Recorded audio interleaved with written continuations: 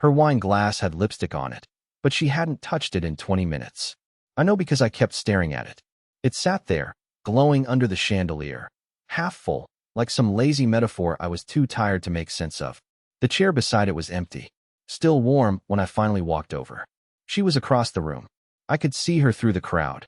Not clearly, just flashes of red fabric and her fingers brushing through her hair like they did when she was flirting. She leaned in too close to a guy with slicked back hair and a jaw like a brick. He was laughing. She touched his wrist. That's the thing about rooftop parties. There's no ceiling to keep your thoughts from floating up and turning into rage. I stood alone near the back bar, the one no one was using. Even the bartender looked surprised I asked for water. It was supposed to be her big night. She told me that. Everyone will be there. Don't make it weird. I promised I wouldn't. I showed up, shaved, wore the blazer she always said made me look less apologetic. I thought maybe we'd arrive together. But she texted me the address at 7:42 with a casual, "I'm already here." I took a cab, $34 and a silent driver who kept sniffing. The room was warm with money. Leather chairs, hanging lights, champagne towers like someone Googled modern decadence and printed it out. I walked in and she didn't even notice. Not the first 10 minutes. Not the second 10. Not even when I passed right behind her, hoping for that magnetic pull couples are supposed to have, where they just know the other person is there. Nothing. She was laughing, smiling like it was oxygen. And I was standing in the corner, counting how many people shook my hand. 1. The valet guy, because I tipped him too much. That was the moment I knew something broke. Not loud, not violent, not even sharp, just cracked. I left before dessert. I didn't even say goodbye. And 5 minutes after the Uber door clicked shut behind me, my phone lit up. Her text read, "Are you seriously gone?" That was all. No question mark, even. Just deadpan. But what happened after that? That's where things really spiral. I stared at that text for a full minute, like it was supposed to mean something more than it said. Are you seriously gone? I don't know what I expected. Maybe a sorry. Maybe a where are you? Something with punctuation, at least. But that was it. No emoji. No explanation. Just this weird, passive accusation like I'd committed a crime by leaving her party early. I didn't answer. I just put my phone face down on the passenger seat and sat in the driveway for a while, staring at the dark windows of our house. It looked like no one lived there. No lights, no life. Just silence waiting to judge me. I didn't go inside right away. I just sat there, thinking about that wine glass, the empty chair, her dress, that guy's hand on her lower back, like it belonged there. And her just letting it happen. Like I wasn't even real. Like I was some sad hallucination showing up where I wasn't wanted. I didn't cry. Not yet. I'm not even sure I was mad. Just hollow. Like someone pressed pause on my life and forgot to hit play again. 10 minutes later, another message came in. You could have at least said goodbye. That one broke something in me. I actually laughed, out loud, right there in the dark. A short, bitter kind of laugh. The kind you do when your brain runs out of ways to keep you from falling apart. Because what was I supposed to say goodbye to? To her back? To her silence? To the version of her I used to know but hadn't seen all night? I typed and deleted 6 different replies. Some angry, some desperate, one that just said, "Why did you even want me there?" But I didn't send any of them. I didn't want to give her the satisfaction of knowing I was still unraveling. So I walked inside. The house was cold. She must have turned the heat off before she left. There was a note on the kitchen counter, not for me, just a grocery list.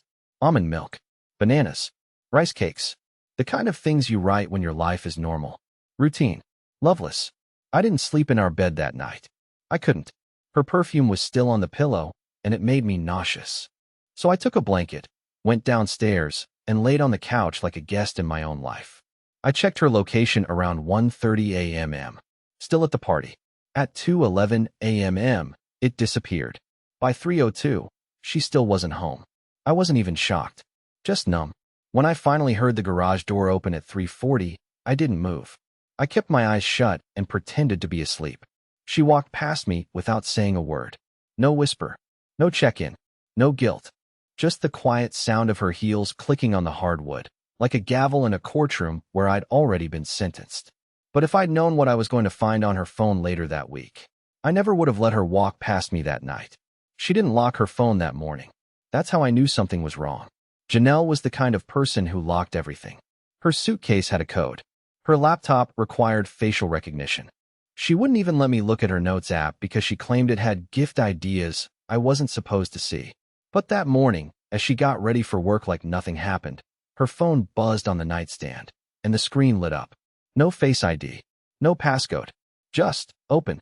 It wasn't like her, and she never left it behind, either. But today she did. She left it charging in the bedroom while she went to make coffee. She probably thought I was still asleep on the couch. I wasn't. At first, I hesitated. I really did. My heart was pounding, palms sweaty. I told myself, don't look. Be better than that. But another part of me whispered, she doesn't care about your feelings. Why protect hers? So I picked it up. And what I found wasn't even shocking. Not really. Just confirming the thing I'd already felt in my bones. The slow erosion of trust, of intimacy, of whatever made us feel like us. There were no sexts. No full-on love letters. Nothing explicit. But the messages with Chase, her boss, were weird. A lot of winks. A lot of late-night timestamps. Things like, can't stop thinking about your presentation smirking face. You always know what to say LOL. Last night was wild. Let's not get caught face with tears of joy. That one stopped me cold. What the hell did last night mean? It could have meant the party. Sure. But it didn't feel innocent. And when I scrolled back, I found pictures, not scandalous, but intimate in a way that made my stomach flip. A boomerang of her sticking her tongue out beside him in a car. A selfie of the two of them at what looked like a bar, timestamped 2 weeks ago, on a night she told me she was working late. A voice memo of her laughing. Laughing like I hadn't heard her laugh in months. And the worst part? I realized this was the cleaned-up version. This was the phone she left behind. The one with no password. She wanted me to see it. Or at least, she didn't care if I did. That hit harder than any affair could have. Because cheating is one thing. But this was indifference. She wasn't trying to hide the erosion anymore. She was just letting the walls rot. I dropped the phone like it burned. I didn't even hear her come back into the room. You're up early, she said casually, sipping her coffee like she hadn't just detonated the last piece of my self-worth. I didn't confront her. I couldn't. Not yet. Because I needed to be sure. I needed more than crumbs. So I smiled, fake, tight, and said, yeah, didn't sleep great. She didn't even ask why. She just grabbed her phone off the charger, hummed some pop song on her way out the door, and told me to feed the cat she forgot we had. But I wasn't thinking about the cat. I was thinking about how I could finally catch her without giving her a reason to run. I didn't go to work the next day. I just called in and said I was sick, which wasn't entirely a lie. My stomach felt like it was full of gravel, and I hadn't eaten anything but half a slice of cold toast. Every time I thought about Chase, that stupid name, my jaw clenched so hard it gave me a headache. Janelle left around 8:15 a.m., wearing the same perfume she wore the night of the party. It used to be my favorite scent in the world. Now it just felt like a warning. She kissed me on the cheek as she left, like she always did. But it felt staged. Like she was performing our marriage for security cameras that didn't exist. As soon as the door closed, I opened my laptop and started digging. Not through her files. Not yet. Through mine. I pulled up our shared calendar. Looked for patterns. Cross-reference days she said she had team meetings or client dinners with the messages I'd seen on her phone. I started building a list. Her lies stacked like bricks. She was out late on March 3rd, March 10th, April 2nd. All nights, she'd told me she was exhausted from work. I also started doing something I'm not proud of. I began testing her. Small things at first.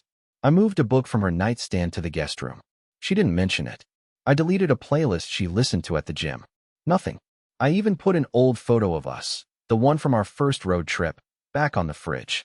She walked right past it 3 times and didn't say a word. She was drifting away, and I was trying to build anchors out of scraps. I thought about following her. Like, actually driving behind her car one night. I even checked Google to see if Apple AirTags worked well for that sort of thing. But I stopped myself. Not because I was afraid to be creepy. I think I'd already crossed that line emotionally. But because I realized something worse. I didn't want proof. I wanted her to admit it. To say it out loud. To let me be angry for a reason. Because right now, I was angry at shadows. At screenshots. At long pauses and half-truths, and the way she smiled at her phone more than she smiled at me. That night, she came home late again. Said traffic was bad. I didn't argue. I just asked, how's Chase? She froze. Just for a second. But I saw it. Then she smiled. Too wide. What do you mean? Just wondering, I said, pretending to scroll my phone. You talk about him a lot. She shrugged, went to the kitchen, and poured herself a glass of wine. Not the cheap stuff we both used to share on lazy weekends. The good bottle we'd been saving since New Year's. She didn't offer me any. And then she did something that nearly made me drop my phone. She started humming. That same dumb pop song she sang the morning before. But this time, I realized where I'd heard it. It was the song playing in the background of that bar selfie. The one with Chase. The timestamp was 2 weeks ago. My hands went cold. She wasn't just forgetting her lies.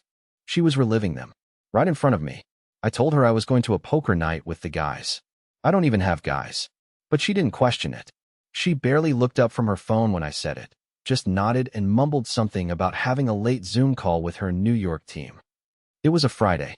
That same Friday she'd been swamped the last 2 weeks in a row. So I waited until she left the house first.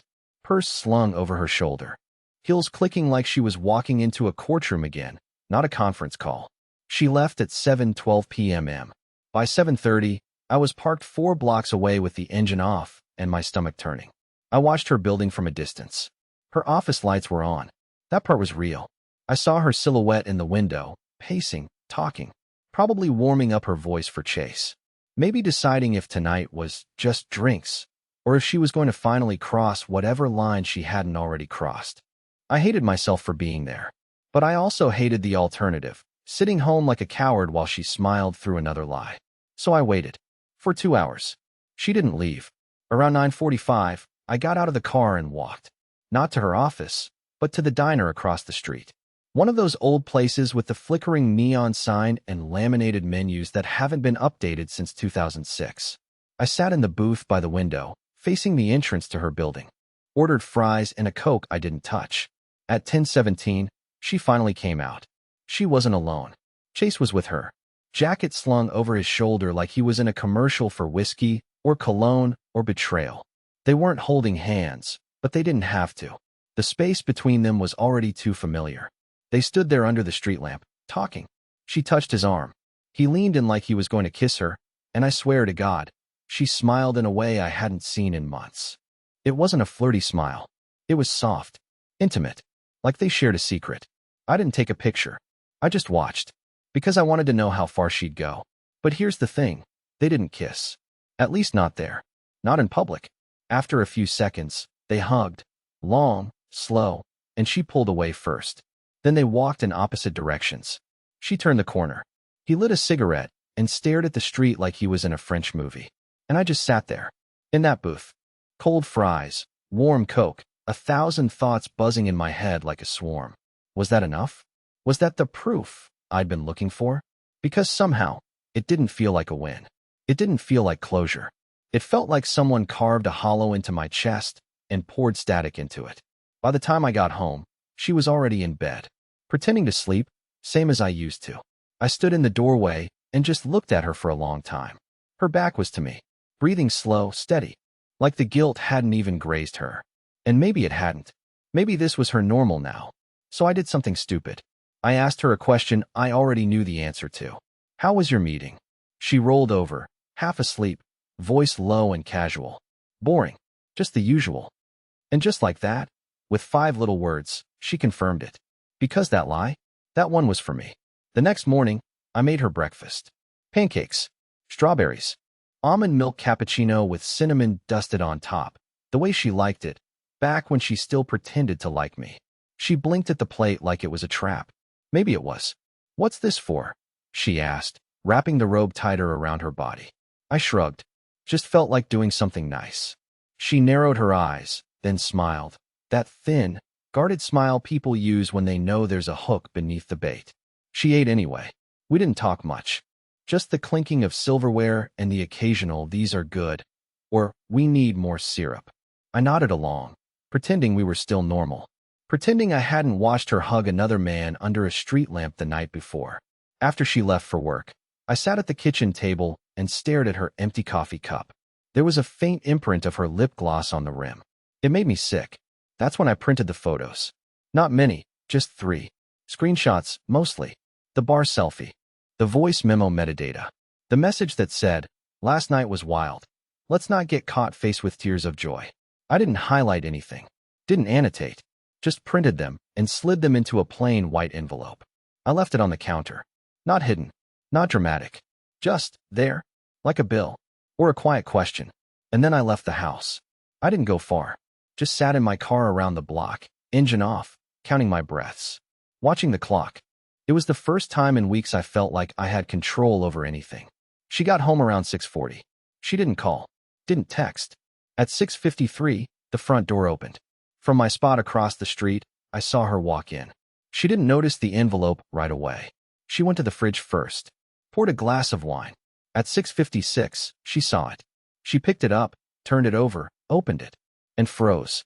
Even from that distance, I could tell. Her whole body stiffened. Her hand went to her mouth, not in shock, but in calculation. You could almost see the gears turning behind her eyes. Then she sat down. For a long time, she didn't move. She didn't cry, didn't throw the pages away. She just sat there, staring at them like they were a puzzle she hadn't realized she was part of. And then, she did something I didn't expect. She picked up her phone and started typing. I waited for the notification, waited to hear that ping. Nothing came. Instead, I watched her walk upstairs, envelope still in her hand. 15 minutes passed, then 20, then 30. Still no text. I checked the tracking app I'd quietly installed on her phone the week before. I'm not proud of that either, but this isn't a story about pride. Her location didn't move. She was still home, still upstairs. At 8:17, I finally walked in. The house was quiet, too quiet. Her shoes were by the door, her wine glass half empty on the counter. And the envelope? Gone. So was she. Not out of the house, just gone from view. I stood there, heart hammering, waiting for the confrontation. But it never came. Not that night. She didn't speak to me, didn't knock on the door, didn't send a single word. She just went asleep. And I lay there in bed beside her, staring at the ceiling, wondering if I'd made the biggest mistake of my life, or finally taken the first step towards saving it. And then, just as I was starting to drift off, she whispered, so soft I almost missed it. You really think you're the only one keeping secrets? I didn't answer her whisper. I just lay there, still as stone, staring into the dark like maybe it would blink first. You really think you're the only one keeping secrets? The words looped through my head like a cursed lullaby. I didn't sleep. Couldn't. Not with her breathing steady beside me like she hadn't just dropped a grenade into my already shattered brain. The next morning, she acted like nothing happened. Made herself eggs. Wore a blue blouse I hadn't seen in months. Left the house with a smile so convincing, I almost believed I'd imagined the night before. But when I checked the drawer in the hallway, the one where I left the envelope, it was empty. She took it. And that meant she was playing a longer game now. That day, I didn't follow her. I didn't dig through her texts or track her location. I just sat in my car, parked outside a hardware store, holding the steering wheel like it was the last solid thing in my life. I stared at people walking in and out of the automatic doors, picking up garden hoses, light bulbs, duct tape, all the stupid materials of normal people doing normal things. I wanted to scream. Instead, I went home. Around 7 p.m. She came back. Early. No wine. No fake yawns. No muttered long day. Just a single sentence as she walked past me into the living room. We need to talk. I followed her without speaking. She sat on the couch, legs crossed, the envelope beside her like a hostage ransom. You think you know what this is, she said, tapping the papers. But you only know your version of me. I almost laughed. You sent voice memos to your boss at midnight and called last night wild. What version am I supposed to believe? She didn't flinch. Just looked at me. Really looked at me. In a way she hadn't in months. You want to know the truth? I think I already do. No, she said quietly. You don't. And then, in the calmest voice I've ever heard from someone about to burn everything down, she told me her version. It wasn't about Chase. It wasn't about some secret affair she'd been hiding in hotel lobbies and conference calls. It was about me. She said I'd stopped talking to her a year ago. That every conversation felt like a landmine.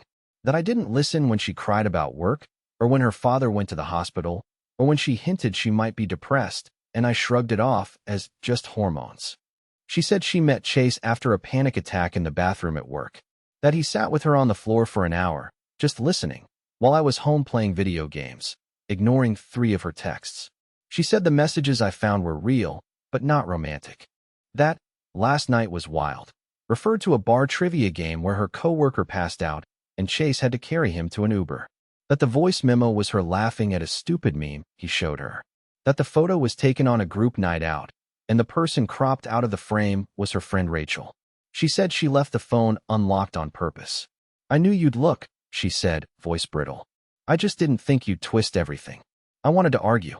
Wanted to scream you still lied, because she had, even if not about cheating. She lied by omission. She lied by silence. She let me spiral instead of telling me the truth. But then she added something else. I stopped trusting you long before you stopped trusting me. And somehow, that hurt more." She got up, took the envelope, walked upstairs without another word. And I just sat there on the couch, hands in my lap, staring at the spot where she used to sit next to me during movies. Where we used to fall asleep together on Sundays. Where she once cried watching a dumb cartoon because the dog in it reminded her of her childhood pet. Suddenly, none of this felt like a betrayal. It felt like a funeral. And I wasn't sure anymore which one of us had died first. It took me 3 days to speak to her again. Not because I was angry.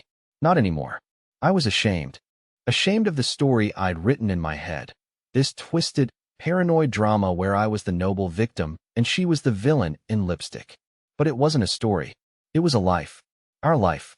And I'd let my silence rot it from the inside. That Monday, I found her on the back porch, legs tucked under her, reading a book she never finished last summer. The envelope was gone. Her wine glass was empty. Her face looked tired, but open. I sat down beside her. We didn't talk for a long time. Birds chirped. The wind moved through the trees. Our cat, the one she always forgot to feed, jumped onto the table between us and curled up like nothing was wrong. And I finally said it. "I miss us." She didn't say anything right away. Just looked at me like she was trying to decide whether to open a door or slam it shut. Then she nodded. Just once. Me too. There wasn't some magical apology moment. No passionate hug. No vows to start over. We were still cracked. Still fragile. But something about that moment, the silence, the cat, the book, the 2 empty glasses, felt like the first honest thing between us in months. We made a deal that night. No more spying. No more guessing.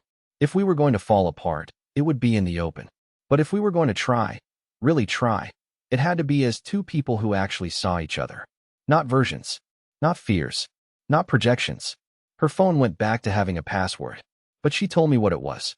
I deleted the tracking app without her asking. She didn't thank me, but she didn't need to. We started talking again.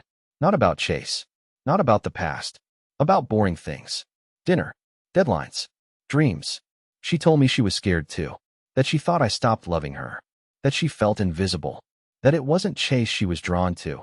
It was the feeling of being noticed again. I understood that. More than I wanted to. And maybe that's the point. Love doesn't die in explosions. It dies in silence. In missed texts. In eyes that don't meet. In dinners eaten across from each other like strangers. But it can come back. If you dig. If you bleed for it. If you're willing to look at your own ugliness and say, "Yeah, that was me. I did that." We're still not perfect. But last night, she laughed at something I said. Really laughed. And it felt like someone hit play on a part of our life I thought we lost forever. Maybe this isn't a story about betrayal. Maybe it's a story about not giving up, even when it would have been easier to walk away. And if you've read this far, hoping for something dramatic, I'm sorry. Sometimes, the twist isn't revenge. It's repair.